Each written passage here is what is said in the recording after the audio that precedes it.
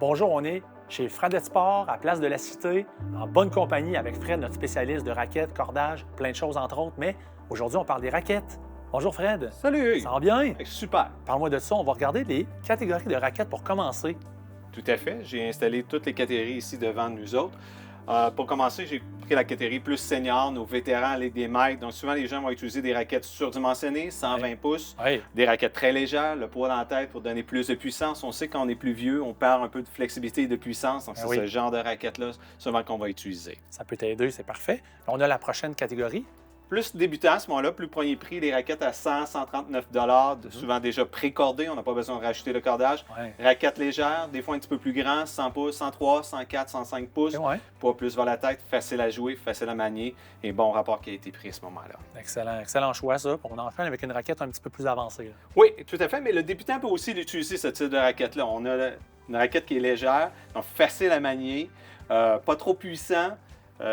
Par la suite, plus large pour donner un peu plus de rigidité, pour donner un peu de puissance. Donc, les femmes, nos gens qui débutent, nos juniors qui passent de la raquette 26 pouces à la 27 pouces, c'est ce genre de raquette-là, je vais recommander 270 grammes dans ce coin-là. C'est ce type de raquette-là que je voudrais recommander. Tu as raison, puis on voit que c'est vraiment un one piece, si on veut. C'est un morceau. Tout à fait, un Des fois, on a morceau. des C'est raquettes. complètement en graphite. C'est les dernières technologies que j'ai utilisées chez Babolat à ce moment-là. C'est vraiment une raquette haut de gamme. Parfait, excellent, good. On poursuit avec des raquettes peut-être de joueurs de club.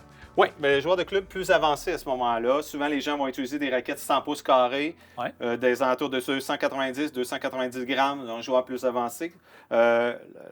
L'équilibre va être plus vers le manche à ce moment pour donner plus de maniabilité. On ne veut pas le poids trop dans la tête parce que déjà là, on est déjà quand même assez puissant si le joueur est avancé. Ouais. Souvent plus les hommes.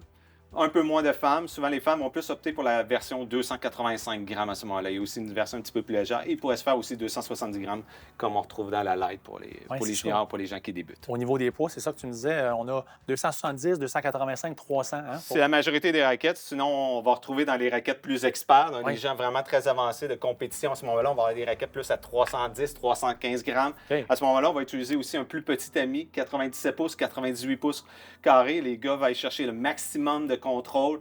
Petite beam ici, là, vraiment très, très mince. Ouais. Rigidité très flexible à ce moment-là. Donc, le R est très, très faible. Et le poids est aussi dans le manche dans ce type de raquette-là. Là, ici, on a encore moins de femmes qui vont utiliser ce type de raquette-là. C'est plus chez les hommes. Et les hommes, naturellement, de plus jeune âge. Là. Vraiment des joueurs de haut niveau. Parle-moi des manches un peu. Là. Comment on fait rapidement pour trouver la bonne grosseur de manche? À ce moment-là, il faut faire la prise marteau, idéalement. Okay. Donc, donner la main à la raquette. Ouais. Un coup, je l'ai donné, on utilise le doigt ici pour voir s'il y a assez d'espace. Si c'est trop serré, à ce moment-là, on est trop petit. S'il y a trop d'espace, c'est trop grand. Donc, il faut trouver le juste milieu, le plus facile. Et entre les deux, des fois, on est entre les deux. On est-tu une 2, on est-tu une 3?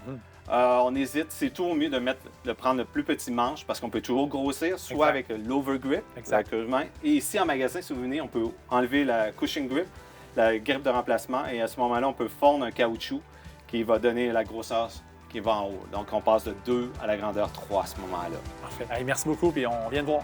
Merci. Ce volet vous a été présenté par Fradette Sport. Notre raison d'exister est la passion du sport.